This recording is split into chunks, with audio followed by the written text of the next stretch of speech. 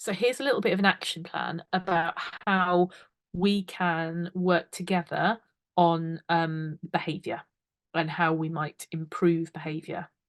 Improve, but you know what I mean. I've just made the mistake of opening the Q&A box and it covering the screen. There we go. So the first thing is check in with you, check your temperature.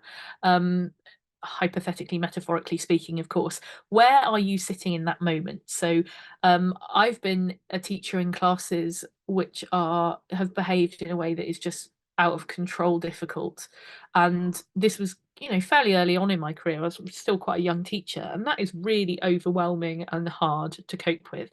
And it can be incredibly difficult to respond to behaviour when you yourself are feeling dysregulated. So check in with yourself. Do you need to take time away? Do you need to swap out with somebody? Do you need to take, you know, short-term wins for long-term short-term losses for long-term wins? You can't confront or control a behaviour that is challenging if you yourself, you know, aren't regulated and you're sort of tipping into the red zone. We'll talk about zones later. Then we need to check into this situation. So what you have to do first above everything else when behaviour is challenging is assess immediate risk. And there are all different types of risk.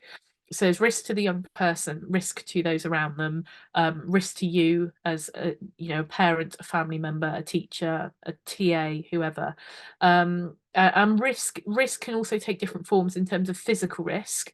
So somebody might be at risk of harm, but also there's risk to progress too. So if a young person is experiencing continued challenging behaviour in a learning environment, it is likely that there's going to be a big impact on their progress and the progress of those around them, and that is a risk too, because then that can limit their life chances, life choices, like later down the line.